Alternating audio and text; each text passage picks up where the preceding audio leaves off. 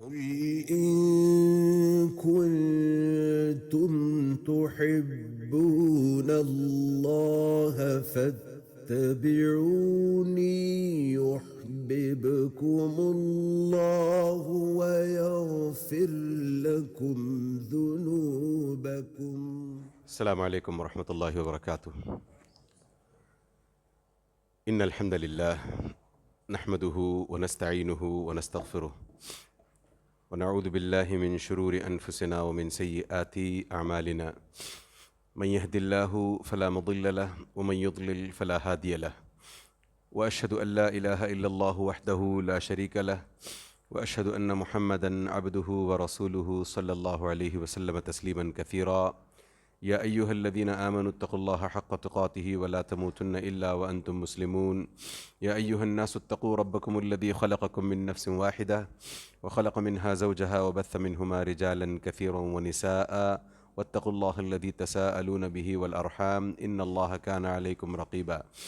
يا أيها الذين آمنوا اتقوا الله وقولوا قولا سديدا يصلح لكم أعمالكم ويغفر لكم ذنوبكم، ومن يطع الله ورسوله فقد فاز فوزا عظيما. أما بعد، فإن خير الكلام كلام الله، وخير الهدي هدي محمد صلى الله عليه وسلم، وشر الأمور محدثاتها، وكل محدثة بدعة، وكل بدعة ضلالة، وكل ضلالة في النار.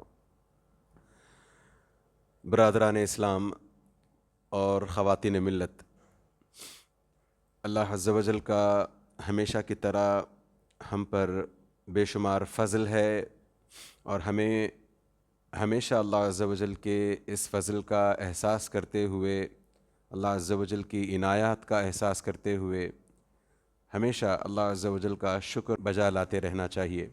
اللہ ہمیں یہ توفیق عطا فرمائے کہ ہم ہمیشہ ہی اس کے شکر گزار بندے بنے رہیں، اور اللہ عز و جل جب تک ہمیں زندہ رکھے اپنے نیک بندوں میں ہمارا شمار کرتا رہے، آمین یا رب۔ ہم سیرت النبی کے ایسے پڑاؤ پر پہنچ چکے ہیں جہاں ہم نے اپنے پچھلے کچھ سیشنز میں دیکھا کہ کس طریقے سے نبی کریم صلی اللہ علیہ وسلم نے ایک ایگزمپلری معاشرہ، ایک ایگزمپلری سوسائٹی، خاص طور سے اپنی آبادی سے ہٹ کر کے، اپنی جان پہچان کے لوگوں سے ہٹ کر کے، دور جا کر بھی بنا کر کے دکھلائی۔ نہ صرف مسلمانوں کے مابین، مسلمانوں کے بیچ یکجہتی قائم فرمائی، اخوت، بھائی چارگی قائم فرمائی، بلکہ آگے بڑھ کر کے وہاں ایک ملٹی کلچرل سوسائٹی کس طریقے سے پیسفلی کو ایگزسٹ کر سکتی ہے، وہ ساری دنیا کے لیے اور رہتی دنیا تک کے لیے ثابت کر کے رکھ دیا، بتا کر کے رکھ دیا کہ اگر ہم بھی اس طریقے کی کوششیں کریں تو انشاءاللہ تعالی آج بھی وہ دن دور نہیں کہ پلورلسٹک سوسائٹیز میں ہر قسم کا امن، ہر قسم کا چین ہو، اور اس امن اور چین کی باغ ڈور عام طور پر اگر ہم مسلمانوں کے ہاتھ میں ہو تو یہ باغ ڈور بڑی آسانی سے سنبھلی رہتی ہے اور چین امن ہمیشہ ہی قائم رہتا ہے۔ الاس، افسوس کی بات تو یہ ہے کہ نہ اس قسم کی باغ ڈور آج کے مسلمانوں کے ہاتھ میں ہے، نہ ہی اس طریقے سے آج کے مسلمانوں کے ساتھ کوئی امن چین والا سلوک کرنا چاہتا ہے، یا اپنی اس پلورلسٹک سوسائٹی میں مسلمانوں کو برداشت کرنا چاہتا ہے۔ حالات بد سے بدتر، سنگین سے سنگین تر، بلکہ سنگین ترین ہوتے جا رہے ہیں۔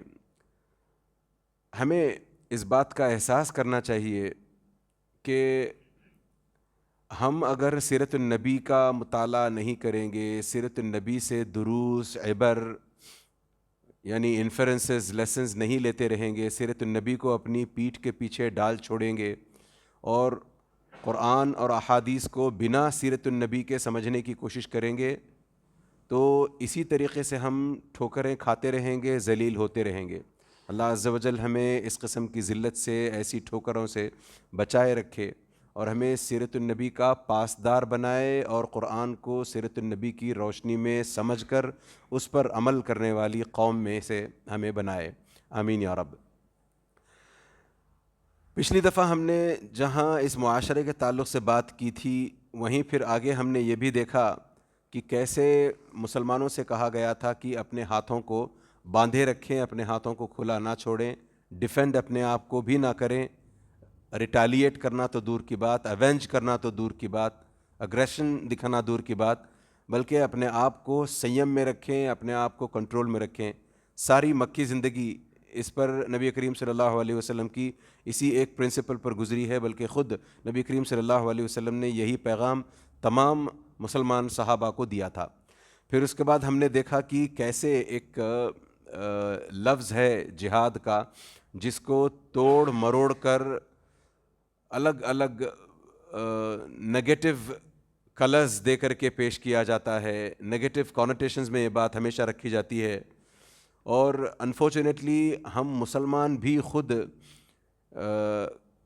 پیدل نظر آتے ہیں، پیڈسٹرین نظر آتے ہیں کہ ہم خود لوگوں کے سامنے جا کر کے جہاد کے تعلق سے جو کنفیوژن ہے اس کو لوگوں میں دور کر سکیں، اس کے تعلق سے کلیئرٹی پیدا کر سکیں۔ اس قابل بھی ہم مسلمان انفارچونیٹلی کئی لوگ ہم میں سے اس قابل نہیں رہے، الا من رحم ربی۔ تو ہم نے پچھلے اپنے سیشن میں بات کی تھی کہ جہاد اصل میں اپنے نفس سے مجاہدے کا نام ہے۔ اپنے اندر شیطانی وساوس اگر آتے ہیں، شیطانی وسپرنگز اگر آتی ہیں، یا برے خیالات آتے ہیں، برے کام کرنا چاہتا ہے، نیکیوں سے انسان دور رہنے کی کوشش کرنا چاہتا ہے، اس کا نفس نیکیوں سے دور رہنے پر ابھارتا ہے، تو یہ سب سے بڑا جہاد ہے کہ ایسے نفس کو کچلا جائے، ایسے نفس کو دبایا جائے، نفس کو نیکیوں پر ابھارا جائے۔ اس پر ہم نے پچھلے سیشن میں کافی تفصیل میں بات کر لی ہے۔ پھر اسی حساب سے ہم نے دیکھا کہ جہاد کا دوسرا طریقہ ہے یا جہاد کی دوسری قسم ٹائپ ہے شیطان کے وسوسوں سے جہاد۔ پھر اسی طریقے سے ہمارے اپنے مسلمانوں کے اندر اگر کوئی منافق ہو، آج کے دور میں تو وہ آؤٹ آف کانٹیکسٹ ہے، تو اس بارے میں بات کرنا بے سود۔ پھر اسی حساب سے جب کافر کے ساتھ بھی جہاد کی بات آتی ہے تو ہم یہ بھول جاتے ہیں کہ کافر بھی اگر جہاد کے کانٹیکسٹ میں ہم بات کرتے ہیں تو وہ صرف بیٹل فیلڈ کی حد تک ہے، بہت ساری اس میں کنڈیشنز ہیں۔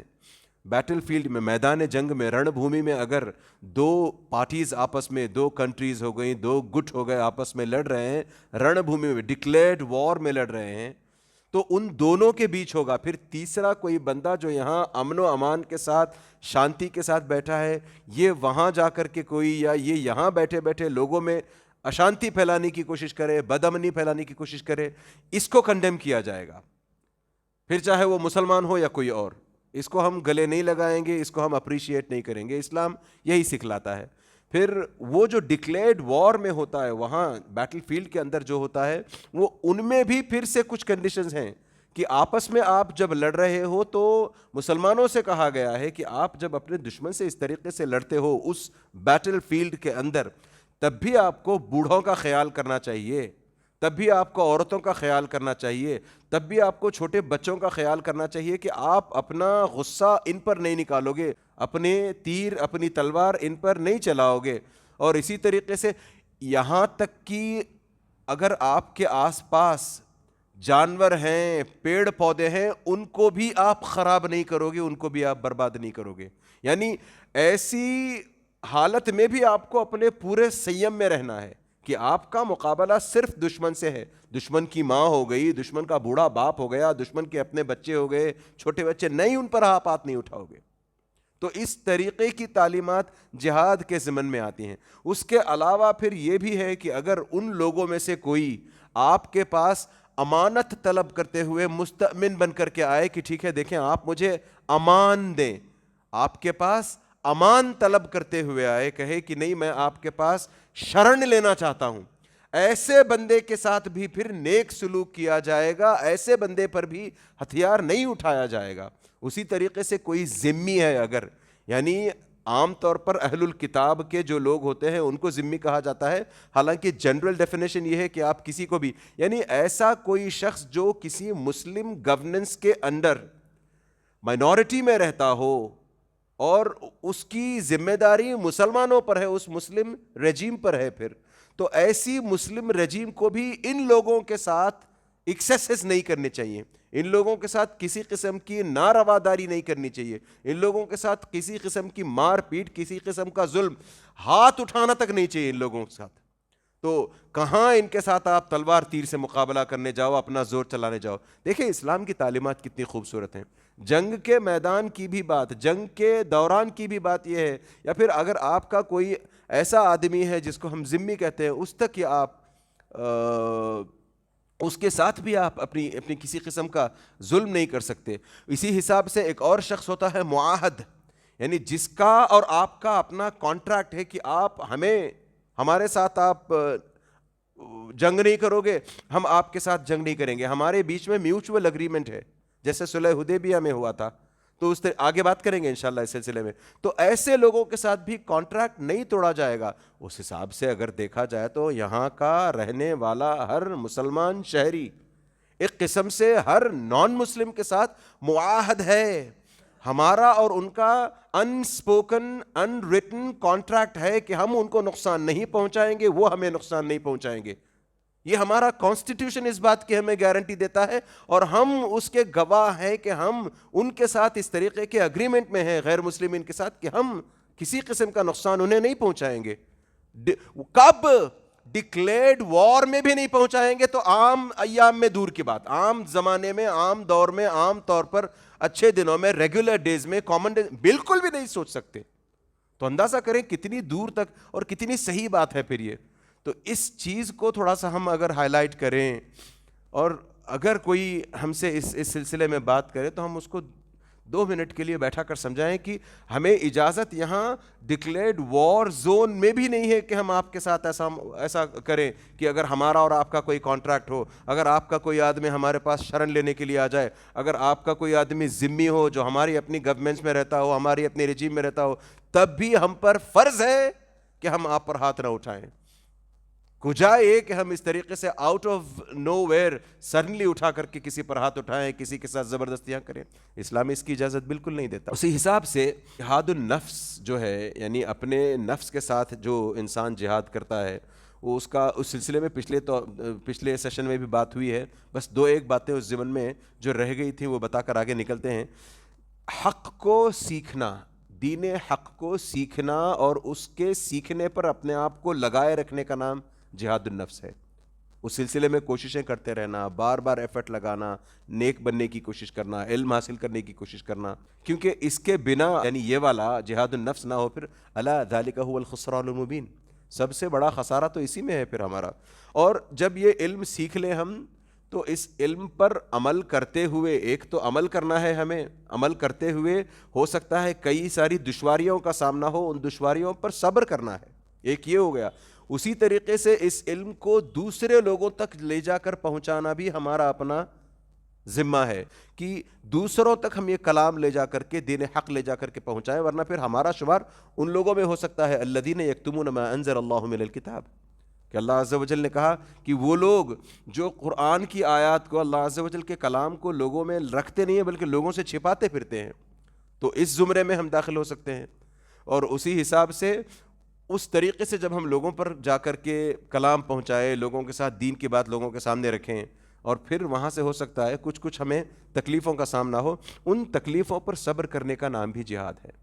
اسی حساب سے اللہ عز و جل نے فرمایا وَجَعَلْنَا مِنْهُمْ أَئِمَّةً يَهْدُونَ بِأَمْرِنَا لَمَّا صَبَرُوا وَكَانُوا بِآيَاتِنَا يُوقِنُونَ۔ بنی اسرائیل کے تعلق سے، موسیٰ علیہ السلام کے قوم کے تعلق سے اللہ عز و جل بات کرتے ہوئے سورۃ السجدہ کے بالکل آخری حصے میں فرماتے ہیں وَجَعَلْنَا مِنْهُمْ أَئِمَّةً، ہم نے اس قوم میں سے کئی لوگوں کو امام بنایا۔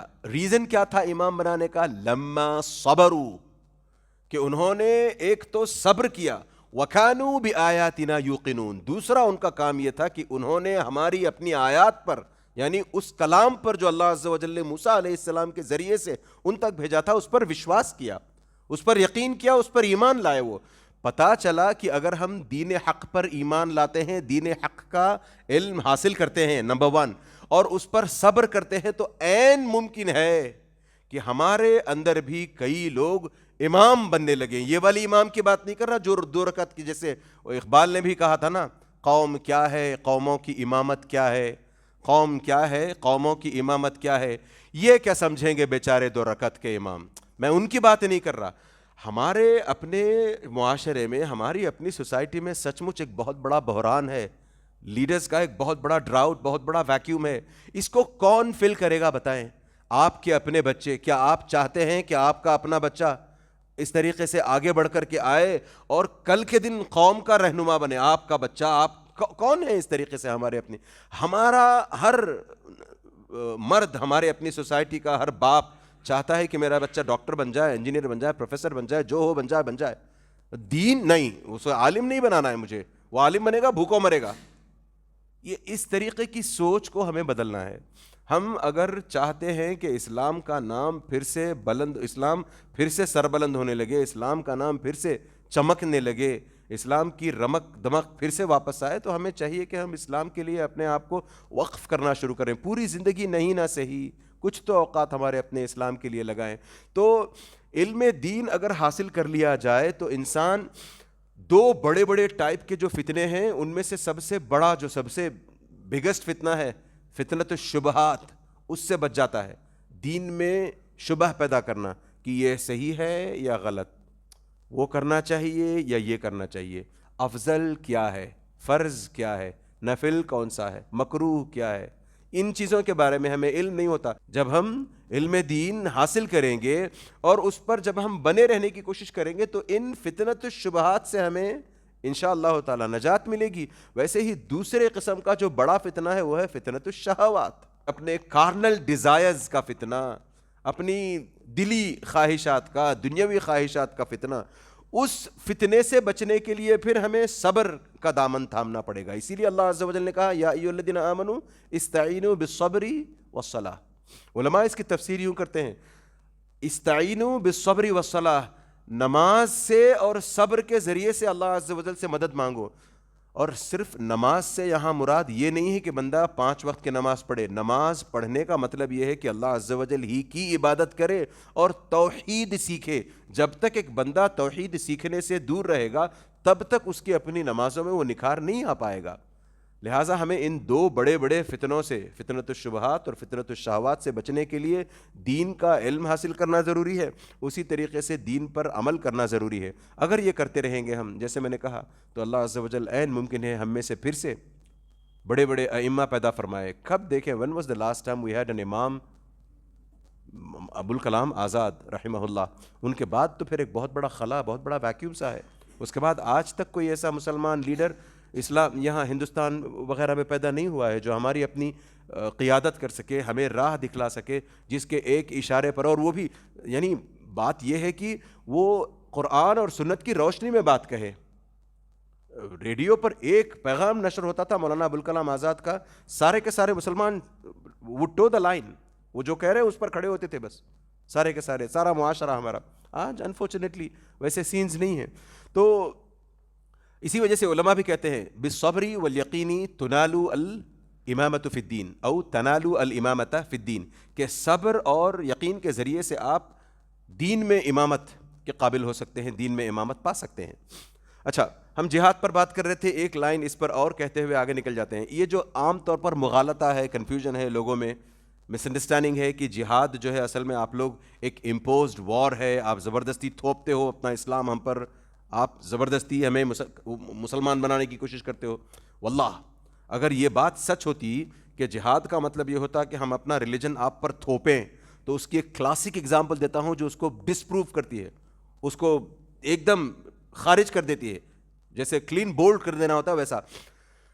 نبی کریم ابو بکر سبحان اللہ, عمر رضی اللہ عنہ کے دور میں جب عمر رضی اللہ عنہ نے دیکھا کہ لوگ ان کی اپنی رعایا, ان کی اپنی جنتا علوم سیکھنے کے لیے, ویریس ٹائپس آف ڈسپلنز سیکھنے کے لیے وہاں سے, یعنی اس جزیرے سے نکل کے, اس پیننسولا سے نکل کر کے, عربین پیننسولا سے نکل کر کے دوسرے ملکوں کی طرف جانا چاہتے ہیں, ہنر سیکھنے کے لیے, اسکل سیکھنے کے لیے, تاکہ اپنی زندگی ڈھنگ سے جی جا سکے.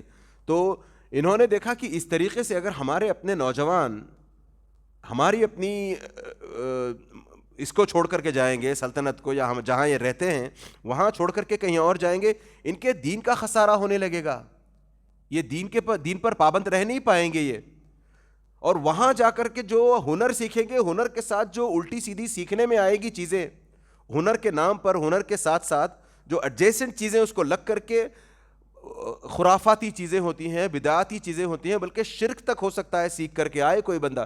اس حساب سے اس کا سد باب انہوں نے اس طریقے سے کیا, اس دروازے کو بند رکھنے کے لیے کہ ہمارے لڑکے, وہ جو ہم بولتے ہیں نا آج کل برین ڈرین, تو یہی ہوتا ہے ہمارے ساتھ. ہمارے اپنے نوجوان لوگ نئے اونچی تعلیم, اعلیٰ تعلیم کے چکر میں نکل جاتے ہیں, ابراڈ چلے جاتے ہیں. وہاں جانے کے بعد اپنے دین سے ہاتھ دھو بیٹھتے ہیں. ہم میں سے کئی ایسے نوجوان مسلمان ہیں اور والدین کو اس کی خبر بھی نہیں ہوتی, احساس بھی نہیں ہوتا. تو اس حساب سے اس وقت کا دیکھیں, عمر رضی اللہ عنہ کو کسی بھی اپنے آج کے والدین سے زیادہ اپنے نوجوانوں کی فکر تھی.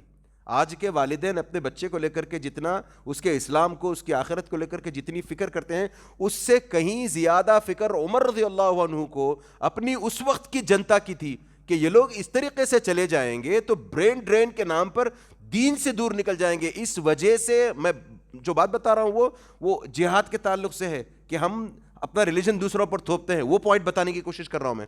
تو ایک تو اس سے روکا عمر رضی اللہ عنہ نے, وہ برین ڈرین ہونے سے روکا.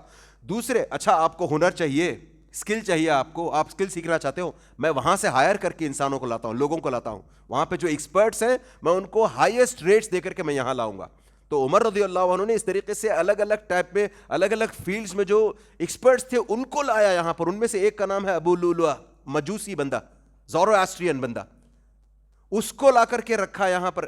اس کے سامنے ضرور دین کی بات رکھی ہوگی, مگر چونکہ وہ یہاں جب آیا تو عمر رضی اللہ عنہ کے اپنے پے رول پر تھا, پے چیک ہر مہینہ عمر رضی اللہ عنہ کے گھر سے نکل کے ان کی آفس سے نکل کے جاتا تھا. تو کیا زبردستی نہیں کر سکتے تھے اس کے ساتھ کہ تم ہمارے یہاں ہمارے پے رولز پر رہتے ہو, مسلمان بن جاؤ؟ نہیں, بلکہ یہ ابو لؤلؤہ المجوسی, اس نے عمر رضی اللہ عنہ کا قتل کیا ہے آگے چل کر کے. یہ وہ بندہ ہے. بیچ میں ایک مرتبہ بات بھی ہوئی تھی, کسی چیز کو, کسی ہتھیار کو بنا کر دینے کی بات ہوئی تھی ابو لؤلؤہ سے عمر رضی اللہ عنہ کی. تو اس نے کہا بھی تھا, دیکھنا میں ایسا ہتھیار بنا کر دوں گا تمہیں کہ پھر تم بھی دیکھتے رہ جاؤ گے. وہی بھانپ لیا تھا, اس کے ارادے ٹھیک نہیں لگتے, یہ اصل میں جو ہے مجھے دھمکی دے رہا ہے, مجھے مارنے کی دھمکی دے رہا ہے. اسی وقت اگر چاہتے تو اس کو نکال دیتے. کہا نہیں, میں اس کو نکال دوں گا یہاں سے, پھر برین ڈرین شروع ہو سکتا ہے. مجھے اپنی جان کی پرواہ کیے بنا, جبکہ انہیں کھنک لگ چکی تھی, بھنک لگ چکی تھی کہ یہ بندہ میری جان کے در پہ ہے, مجھے مارنا چاہتا ہے. تو ایونچولی مارا بھی اس نے, قتل کیا بھی اس نے. اس وقت بھی دیکھیں کیا کہا عمر رضی اللہ عنہ نے, کہ جیسے ہی ان کو مار کر کے, وہ نماز کا وقت تھا, نماز پڑھا رہے عمر رضی اللہ عنہ, تو یہ نکل کے مار کے فوراً صفیں چیرتے ہوئے بھاگتے ہوئے چلا جاتا ہے. عمر رضی اللہ عنہ ابن عباس رضی اللہ عنہ سے پوچھتے ہیں, فوراً جاؤ پتہ کرو کس نے مجھے مارا ہے, کس نے چھرا گھونپا ہے, پتہ کرو. تو یہ دوڑ کر جاتے ہیں, ابن عباس رضی اللہ عنہ پتہ کر کے 2 منٹ میں واپس آتے ہیں, کہتے ہیں ابو لؤلؤہ المجوسی نے مارا ہے آپ کو. اس وقت ان کی اپنی زبان سے نکلنے والے جو کلمات تھے وہ رونگٹے کھڑے کر دینے والے کلمات. وہ کہتے ہیں شکر ہے اللہ کا کہ کسی مسلمان کے ہاتھوں میرا قتل نہیں ہوا ہے, ورنہ ایک مسلمان میری جان لے لیتا, قیامت کے دن اس کو ایٹرنلی اس کو ہیل فائر میں رہنا ہوتا, پھر ہمیشہ کے لیے جہنم. کیونکہ جو بندہ ومن یقتل مؤمنا متعمدا فجزاؤه جہنم خالدا فیها وغضب اللہ علیہ ولعنہ واعد له عذابا عظیما. 4 5 ٹائپ کی پنشمنٹس کس کے لیے؟ ایک ایسے مسلمان کے لیے جس نے کسی دوسرے مسلمان کو جان بوجھ کر مارا ہو, تو شکر منانے لگے کہ کم از کم میرا قتل کسی مسلمان کے ہاتھوں نہیں ہوا ہے, اس مجوسی نے مارا ہے تو مارا ہے مجھے. تو اندازہ کریں کتنی فکر کیا کرتے تھے عمر رضی اللہ عنہ. آج کے والدین کو بھی اپنے بچوں کو لے کر کے, ان کے دین کو لے کر کے خاص طور سے, ان کی آخرت کو لے کر کے خاص طور سے وہ فکر جاگ اٹھے تو انشاءاللہ تعالیٰ بس 20 25 یا 30 سال کی بات ہے, یہ چھوٹے چھوٹے ننھے بچے کل کے دن جوان ہوں گے, دین پر قائم رہیں گے, دین کی پابندی کرتے رہیں گے, پھر ان سے جو نسل آئے گی انشاءاللہ تعالیٰ وہ ریولوشنائز کرے گی انشاءاللہ تعالیٰ. تو اس حساب سے ہمیں بہت کام کرنے کی ضرورت ہے. خیر باتیں یہاں تھیں اس سلسلے میں کہ ہم فورسفلی کسی پر اپنا ریلیجن نہیں تھوپتے. لا اکراہ فی الدین, بس ہم تبلیغ کریں گے, بات سمجھانے کی کوشش کریں گے, نہیں مانتے تو آپ اپنے دین پر رہو, ہم اپنے دین پر, اس حساب سے رہیں گے ہم پھر. اور مکے میں, اس سے پہلے بھی میں نے بات رکھی تھی آپ کے سامنے کہ مکے میں جب تک تھے, ابھی میں نے بتایا کہ اللہ عز و جل نے نبی کریم صلی اللہ علیہ وسلم کو حکم دے رکھا تھا کہ صحابہ سے کہیں کفو ایدیکم, اپنے ہاتھ بندھے رکھیں بس. جب مدینہ آنے لگے تو کئی ریزنز کے چلتے اجازت ملی تھی, وار کی جو اجازت ملی تھی اس کے پیچھے کئی ریزنز تھے. میں ایک ایک کر کے انشاءاللہ تعالی وہ ریزنز آپ کے سامنے رکھنے کی کوشش کروں گا. سب سے پہلا ریزن تو یہ ہے کہ جیسے ہی یعنی جب مدینے کو ہمارے اپنے صحابہ سب کچھ چھوڑ چھاڑ کر آنے لگے تو اندازہ کریں ہاتھ ان کے بالکل خالی تھے, ان کی پاکٹس میں کوئی پیسہ نہیں, یہ کوئی لگیج تک لے کر نہیں آتے تھے. وہاں جو انہوں نے اپنا بسا بسایا گھر تھا وہ بیچنے تک کی اجازت نہیں تھی کہ ٹھیک ہے آپ جا رہے ہو اپنا گھر کسی کو بیچ کر نکل جاؤ, اپنے گھر کے سامان کسی کو بیچ, نہیں, سب چھوڑ چھاڑ کر کے راتوں رات نکلے ہیں. اتنا مجبور کیا گیا تھا انہیں کہ یہ کچھ لے کر نہیں جا سکتے تھے, اپنی جان بچا کر نکل جاتے تو نکل جاتے بس. وہ بھی کئی مرتبہ ایسا ہوتا کہ جان بچا کر نکلنے والوں کو بھی پکڑ کے مار دیا جاتا, واپس لے جایا جاتا, بندی بنا لیا جاتا, پھر ان کو قیدی بنا لیا جاتا. تو اس طریقے سے ان پر ظلم ہو رہا تھا. اور دوسرا, جب یہ مدینہ آئے تھے, مدینہ آ کر کے یہاں بسنے لگے مہاجرین وغیرہ, تو ان لوگوں نے آہستہ آہستہ سارے مسلمانوں کا بوائیکاٹ شروع کر دیا تھا. جتنے بھی لوگ ہجرت کر کے آئے تھے ان تمام کا بوائیکاٹ شروع کر دیا تھا انہوں نے. بلکہ انہوں نے یہاں تک بھی کہا تھا, ان میں سے کچھ لوگوں نے آ کر کہا تھا کہ تمہیں ہم مدینے کے اندر گھس کر ماریں گے, اللہ المستعان. تو اس طرح کی ان کی دھمکیاں تھیں.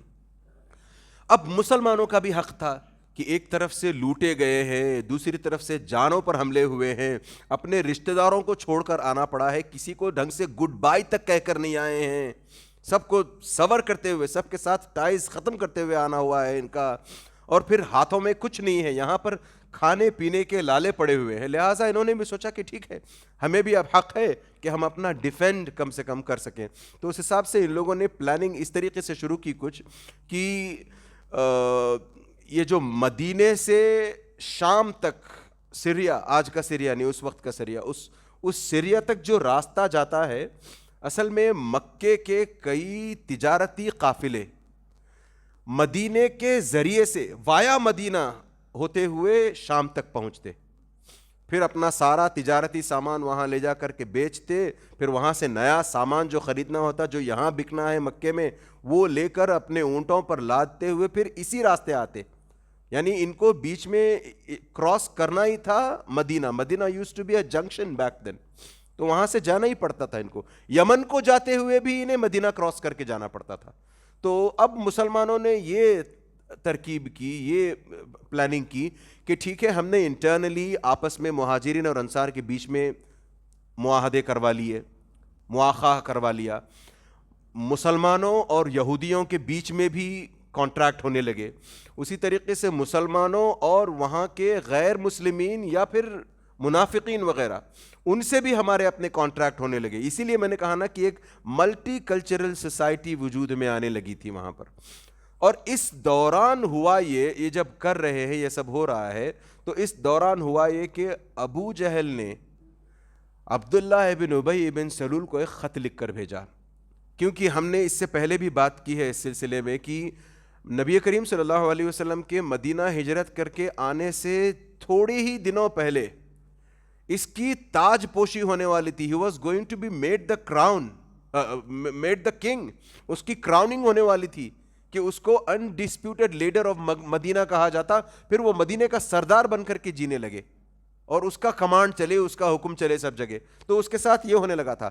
اب نبی کریم صلی اللہ علیہ وسلم کے آنے کے بعد اس کا یہ پلان ٹل گیا. اب لوگ نبی کریم صلی اللہ علیہ وسلم کی طرف چلے گئے. اس کے آنے سے پہلے تک یہاں کے اپنے مدینے کے اپنے مسلمان بھی اس کو اپنا لیڈر ماننے کو تیار ہو گئے تھے.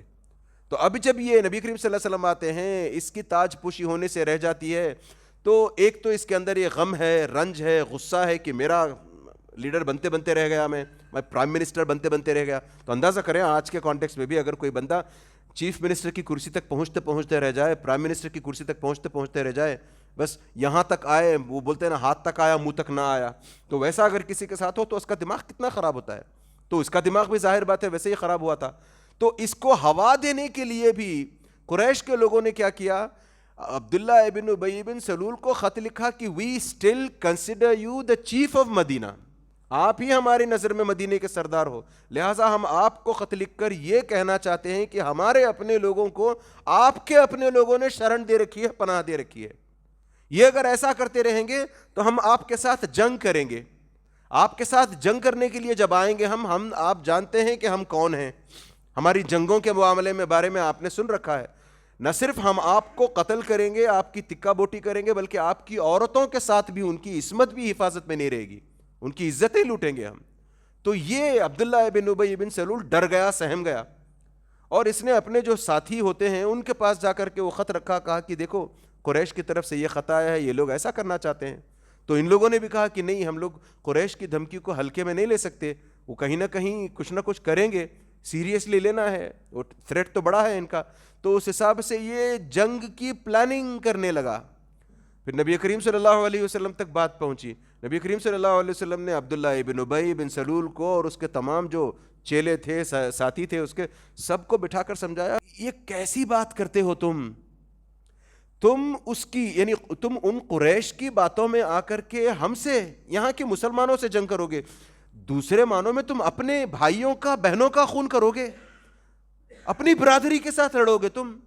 ارے قریش اگر یہاں آ کر حملہ کرتے ہیں تو وہ جس میگنیٹیوڈ کا نقصان تمہیں پہنچا سکتے ہیں اس سے کہیں زیادہ نقصان تم اپنے لوگوں کا کر رہے ہو اگر تم جنگ ہمارے ساتھ کرنے لگو.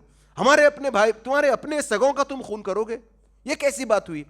تو ان لوگوں کی بات سمجھ میں آئی کہ نبی کریم صلی اللہ علیہ وسلم کی بات میں دم ہے, وہ آئیں تب دیکھا جائے, وہ آتے ہیں نہیں آتے ہیں, بیکار میں ہم الجھ کر ہم لڑ کر اپنی جانوں کو کیوں برباد کریں, اپنا نقصان کیوں کریں. پیچھے ہٹ گئے. مگر چونکہ جیسے میں نے بتایا اس کو بہت رنج تھا, اپنے انڈسپیوٹڈ کنگ نہ بننے کا بہت رنج تھا اس کو, تو اندر سے وہ چالیں چلتا رہا. اس نے یہاں تک کہ یہود کے ساتھ جا کر بھی ساٹھ گاٹھ کر لی. اس نے کہا کہ نہیں, یہ مسلمان ہیں, یہ ایسے ہیں, یہ ویسے ہیں, ان کو چھوڑنا نہیں ہے, ان کو مارنا ہے, ان کا ایسا, ان کا ویسا, اللہ المستعان. یہاں پر ایک آگے بڑھنے سے پہلے چھوٹی سی بات دیکھیں, غور کریں.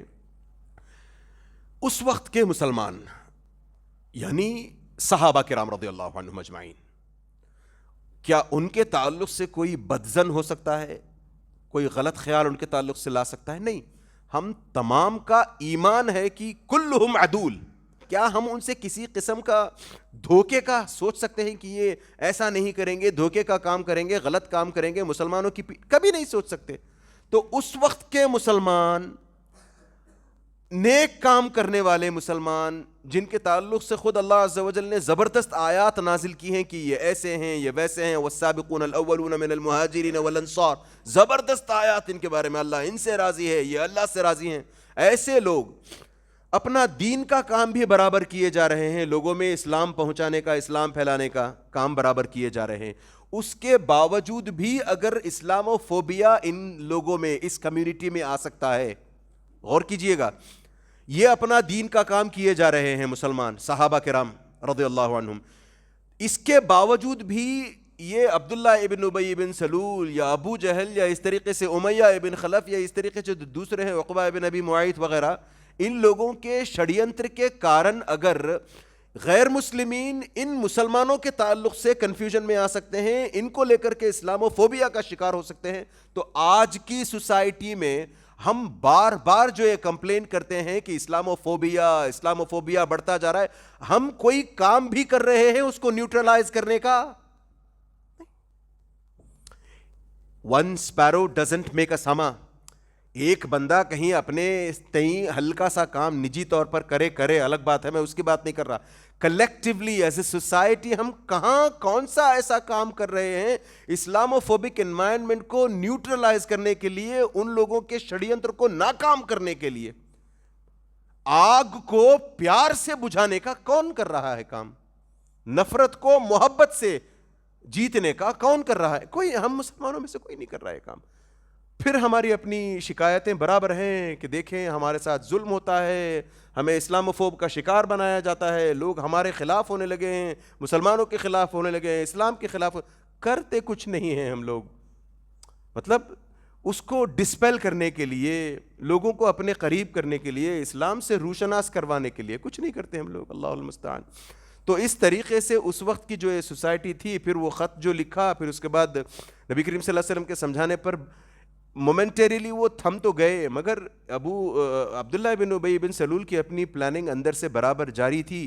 وہ سیکرٹ ریلیشن شپ اور سیکرٹ پیکس ان کے ساتھ, یہودیوں کے ساتھ بھی اور ابو جہل کی ٹیم کے ساتھ بھی, یعنی قریش کے کفار قریش کے ساتھ, مکے کے جو قریش ہیں کفار ہیں ان کے ساتھ بھی, اس کے ساتھ برابر ساٹھ گانٹھ اس کی بنی جا رہی تھی.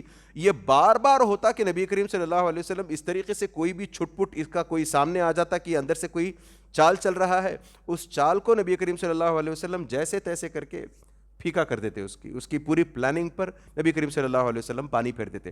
یہ اس وقت تک چلتا رہا جب تک کہ سعد ابن معاذ رضی اللہ عنہ ایک مرتبہ عمرے کے ارادے سے, بیت اللہ کا طواف کرنے کے ارادے سے مکہ جانا چاہتے ہیں, اور ان کی اپنی دوستی امیہ ابن خلف, وہاں کا رہنے والا مکے کا کافر, اس کے ساتھ ان کی اپنی بزنس ریلیشن شپس اچھے تھے, اس کے لین دین, معاملات وغیرہ, کورڈیل ریلیشن شپ جسے کہتے ہیں ویسے تھی. تو انہوں نے کہا کہ میں اس کے پاس پہنچتا ہوں, تو بیت اللہ کا طواف کرنے کی غرض سے نکلے ہیں, اس کے پاس کوائٹلی سیکریٹلی جا کر پہنچ جاتے ہیں راتوں رات. کہتے ہیں امیہ میں اصل میں یہاں پر بیت اللہ کا طواف کرنے آیا ہوں, تمہارے ساتھ رہ کر کروں گا, تھوڑا سا شیلڈ کرو مجھے, کوئی ایسی ترکیب بتاؤ کہ میں طواف بھی کر کے نکل جاؤں اور لوگوں کو بیکار پریشانی نہ ہو اور مسلمانوں پر کوئی آنچ نہ آئے اس نتیجے میں. تو امیہ نے کہا کہ ٹھیک ہے, میرے ساتھ لے کر کے چلتا ہوں میں. تو اس نے کڑی دھوپ کے وقت پر لے جانا مناسب سمجھا. ہم جانتے ہیں اس تعلق سے کہ کڑی دھوپ کا جب وقت ہوتا ہے, when the sun is right on top of your head, مدینے میں, مکے میں خاص طور سے لوگ عام طور پر اس وقت باہر نہیں نکلا کرتے. یہی وجہ ہے کہ نبی کریم صلی اللہ علیہ وسلم نے بھی, ہم نے پڑھا ہے اس بارے میں کہ نبی کریم صلی اللہ علیہ وسلم کو بھی جب ہجرت کی اجازت ملی تھی تو ابو بکر رضی اللہ عنہ کے گھر کب گئے تھے؟ کڑی دھوپ میں. تو اس وقت لے کر کے امیہ ابن خلف سعد بن معاذ کو چلتا ہے بیت اللہ کے طواف کے لیے.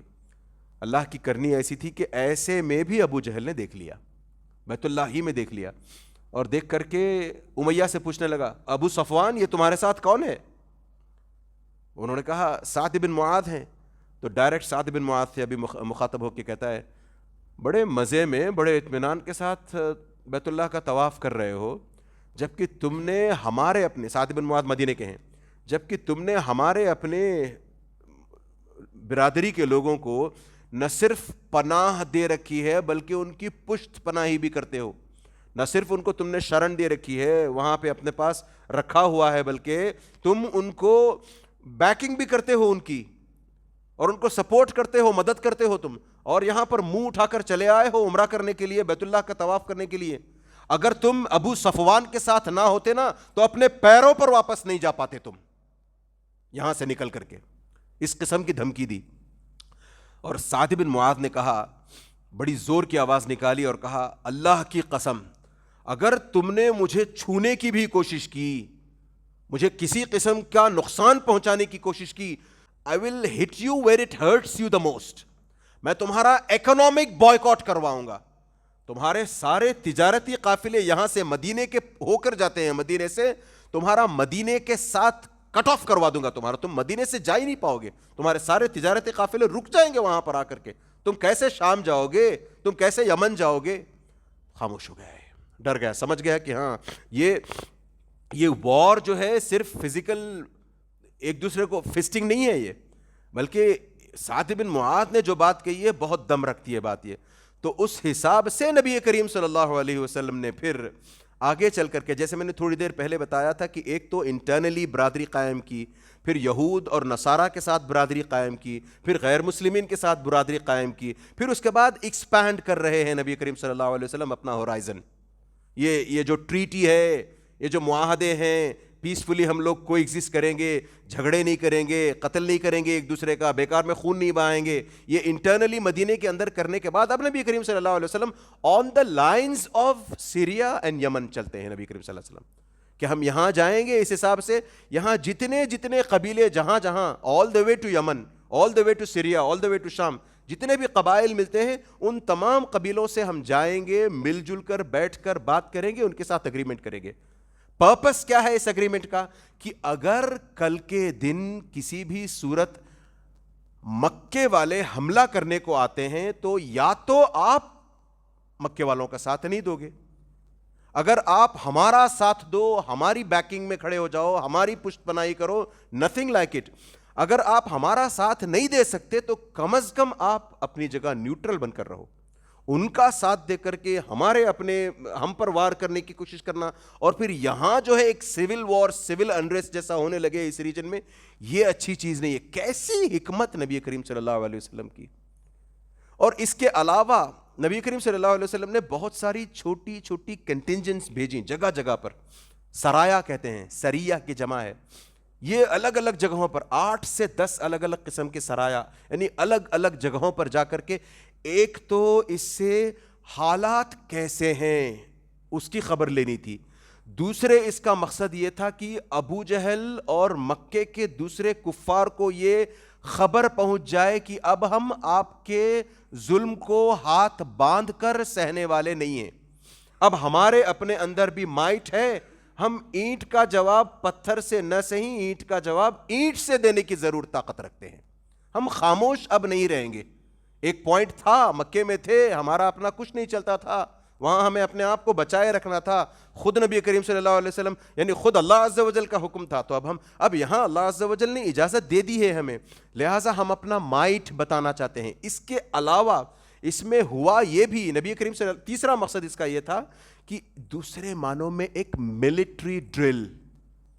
صرف ہوتا ہے نا, یہاں بھی کیا کرتے ہیں, کسی بھی کنٹری میں ہوتا ہے, وہ انڈیپینڈنس ڈے پر یا ایک خاص دن رکھ کر کے ڈرل کروائی جاتی ہے لوگوں کو دکھلانے کے لیے, اور اس کو پھر دور دور تک ٹیلی کاسٹ کیا جاتا ہے, صرف اپنی مائٹ بتانے کے لیے کہ ہمارے اندر اتنا پاور ہے, ہم اتنے مسل رکھتے ہیں ہم.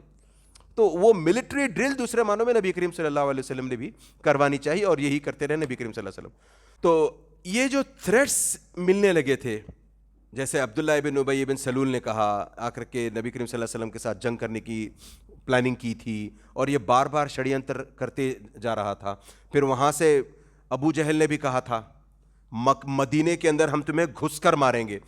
تو نبی کریم صلی اللہ علیہ وسلم کو اپنے مسلمانوں کے تعلق سے, مدینے کے مسلمانوں کے تعلق سے ہلکا سا خطرہ محسوس بھی ہونے لگا تھا. بلکہ صحیح مسلم میں اگر میں غلط نہیں ہوں تو اس طریقے کی عائشہ رضی اللہ عنہا سے خود روایت آتی ہے کہ نبی کریم صلی اللہ علیہ وسلم خطرہ محسوس کرتے تھے اپنی جان کا, صحابہ کی بھی اپنی جان کا.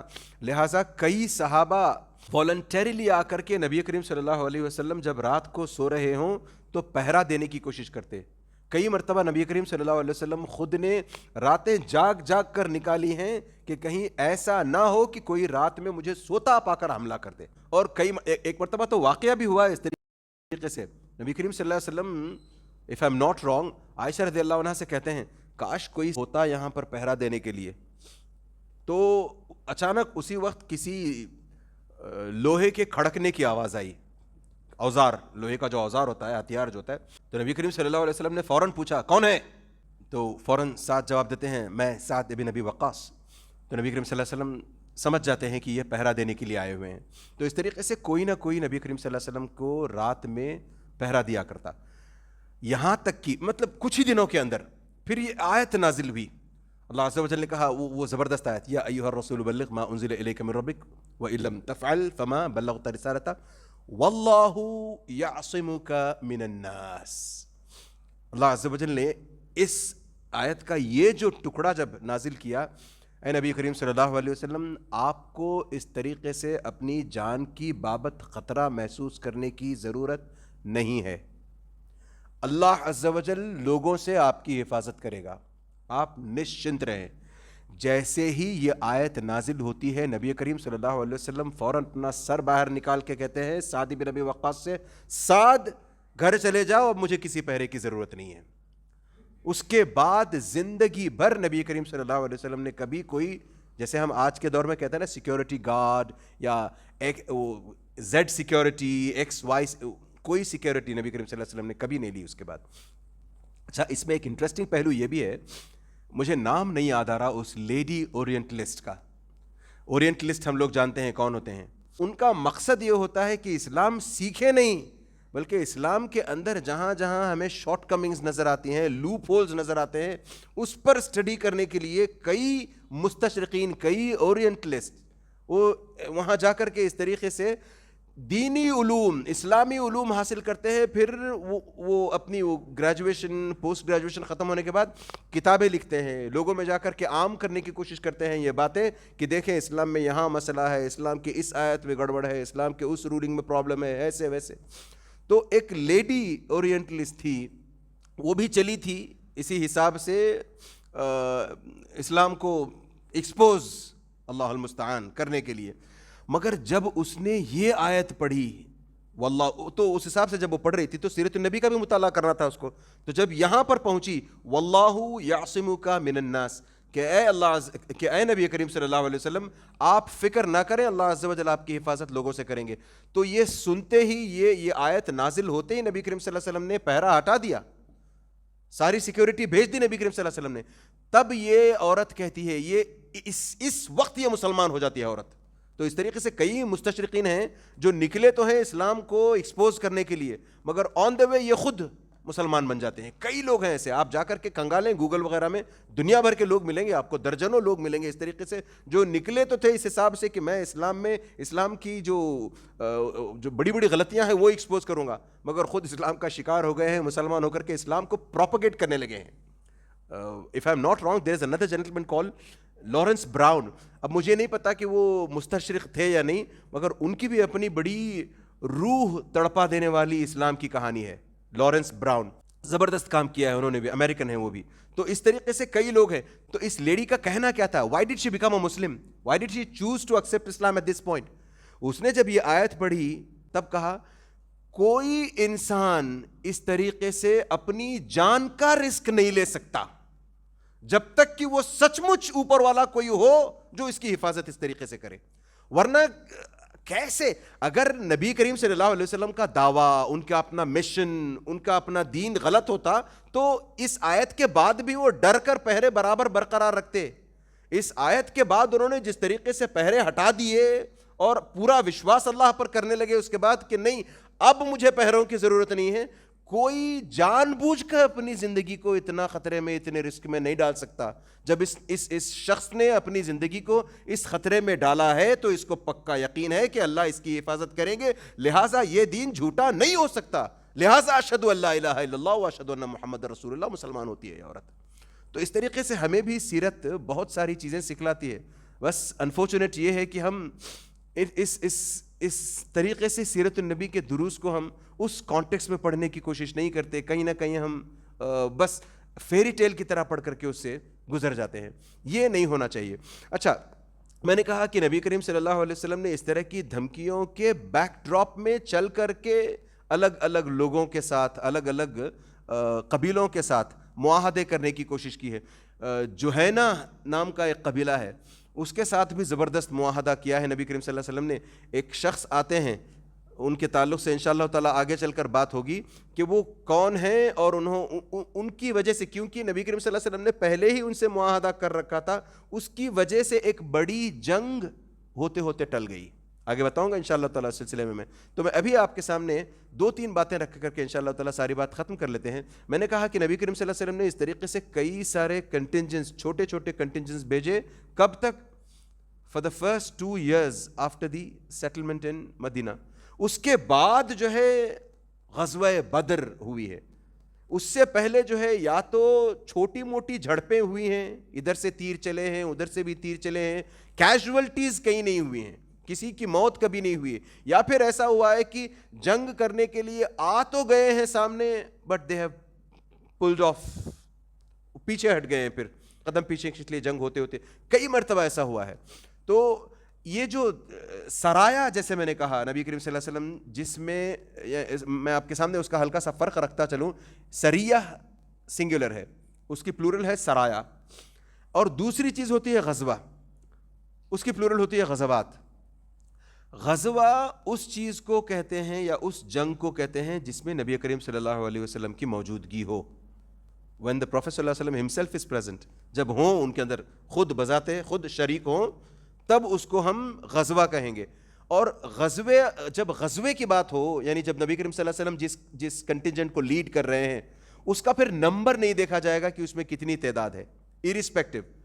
سریہ اسے کہتے ہیں کہ اس کی تعداد 300 سے کم ہو, لیس دین 300. اس کے لوگ, وہ آرمی مین جو ہیں, وہ 300 سے کم ہوتے ہیں, تبھی اس کو سریہ کہا جاتا ہے. اور یوزولی سریہ اس کو کہتے ہیں جس میں آپ صلی اللہ علیہ وسلم موجود نہیں ہوتے, جس میں نبی کریم صلی اللہ علیہ وسلم موجود نہیں ہوتے. تو ہلکا سا ڈفرنس یہ ہے کہ سریہ اور غزوہ میں فرق یہ ہے کہ سریہ ایک تو یوزولی 300 سے کم کی تعداد پر مشتمل جو کنٹینجنٹ جاتی ہے اس طریقے سے, اس کو سریہ کہتے ہیں.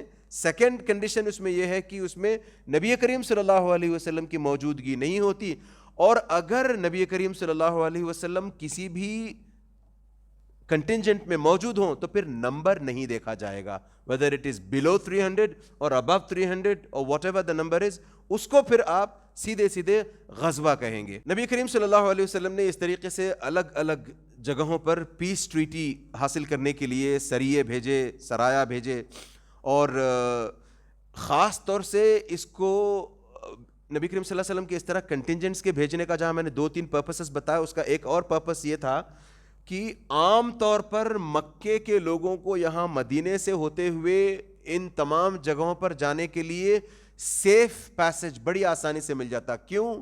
وی are the custodians of Kaaba, ہم کعبے کے نگہبان ہیں, ہم نگرانی کرنے والے رکھوالے ہیں کعبے کے. یہ ان کا اپنا ٹیگ تھا, یہ ان کا اپنا ٹائٹل تھا.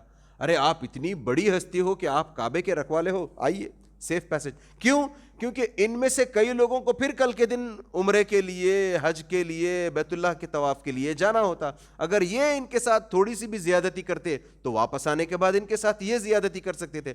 تو اس وجہ سے بھی یہ تمام سیف پیسج ان کو اس طریقے سے آرام سے ملا کرتے تھے. اور ایز اٹ از یہ لوگ ان کا احترام بھی کرتے تھے کہ یہ فلاں قبیلے کے لوگ ہیں, اونچے قبیلے کے لوگ ہیں, قریش میں ہیں, اور قریش میں بھی وہ ہیں جن کے پاس کعبے کی چابیاں ہیں. تو اس طریقے سے, اور اس کو نبی کریم صلی اللہ علیہ وسلم نیوٹرلائز کرنا چاہتے تھے کہ نہیں, آپ ہمارے آس پاس کے رہنے والے ہو, آپ یہاں ہمارے ساتھ رہو, آپ ہمارے ساتھ معاہدات کرو. تو اس طریقے سے نبی کریم صلی اللہ علیہ وسلم نے پہلا غزوہ جس کا نام ہے غزوۃ الابوا یا پھر غزوۃ الودان, یہ دونوں نام اس لیے دیے گئے ہیں کہ علماء کہتے ہیں کہ الابوا والودان وادیان متجاوران, یعنی یہ نیبرنگ پاپولیشن ہے یہاں کی ہے.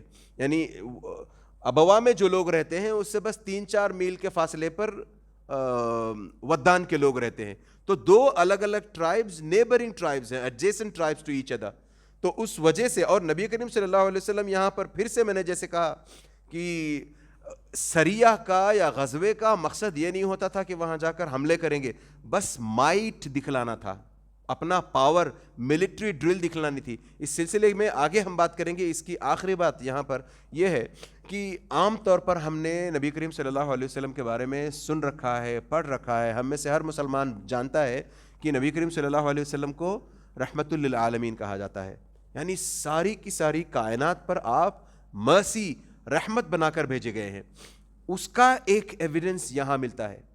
عام طور پر دیکھیں, ایسا ہوتا ہے کہ سامنے سے اگر کوئی چال چل رہا ہو تو اگر آپ کے پاس طاقت نہیں ہے, چال سہتے جاؤ گے, خاموش رہو گے. جس دن طاقت آ گئی, جیسا یہاں مدینے میں آ جانے کے بعد ان کے پاس طاقت آ گئی تھی, تو عام طور پر ہوتا یہ ہے, پوری دنیا میں یہ پریولنٹ ہے, یہ عام طور پر ہوتا ہے کہ آپ کے پاس اب طاقت آئی ہے, اب اپنا مائٹ دکھاؤ جا کر کے. اچھا, تم نے اس دن مارا تھا, تم نے اس کو مارا تھا, تم نے ہمارے ان کو مارا تھا. ایک ایک کا بدلہ لینے کی کوشش کرتا ہے انسان, کم سے کم اتنا تو کرتا ہے انسان. یا پھر یہ کرتا کہ تم بہت شرارتی ہو, بہت ظلم سہا ہے ہم نے تمہارا پہلے ہی, اب ہم خاموش نہیں رہیں گے, اس ظلم کا بدلہ لینے کے لیے نکل جاتے انسان. تو نبی کریم صلی اللہ علیہ وسلم نے یہاں یہ نہیں کیا. نبی کریم صلی اللہ علیہ وسلم سچ مچ رحمت للعالمین اس کانٹیکسٹ میں بھی تھے کہ یہ جو کفار جو ہیں مکے کے, ان کی بھی کیجولٹی نہیں چاہتے تھے نبی کریم صلی اللہ علیہ وسلم. اس لیے بھی نبی کریم صلی اللہ علیہ وسلم نے ملٹری ڈرلز کروائیں, یہ الگ الگ سرایا کو بھیج کر کے ملٹری ڈرلز اس کانٹیکس میں کروائیں کہ دیکھو اب ہم پر حملہ کرو گے جیسے آپ پہلے حملے کیا کرتے تھے, پہلے مارا کرتے تھے, بیکار میں منہ کی کھانی پڑے گی, ہو سکتا ہے تمہاری اپنی جان کا نقصان ہو, تم میں سے کئی لوگ اپنی جان گنوا بیٹھے.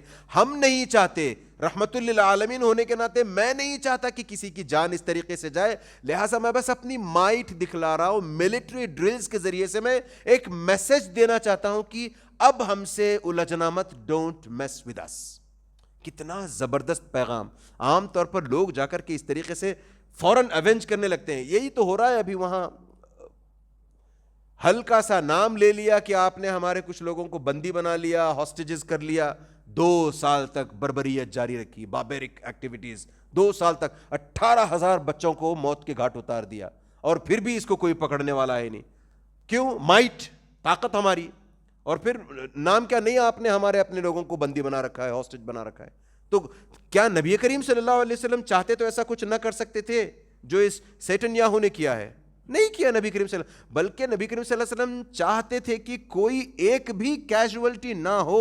اس وجہ سے نبی کریم صلی اللہ علیہ وسلم نے یہ ملٹری ڈرلز کروائی تھیں.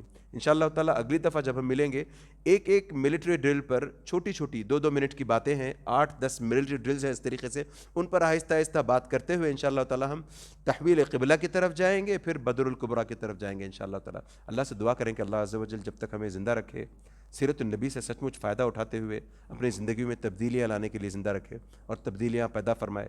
اللہ عز و جل ہمیں اپنا پیارا محبوب بندہ بنائے رکھے, اور جب تک ہمیں زندہ رکھے امن چین عافیت کے ساتھ زندہ رکھے, اور جب ہمارا خاتمہ ہو تو اللہ عز و جل ہماری زبانوں سے کلمہ توحید جاری فرمائے. آمین. وصلی اللہ علی نبینا محمد وعلی آلہ وصحبہ اجمعین. السلام علیکم ورحمۃ اللہ وبرکاتہ. سبحانک اللہم وبحمدک اشہد ان لا الہ الا انت استغفرک واتوب الیک.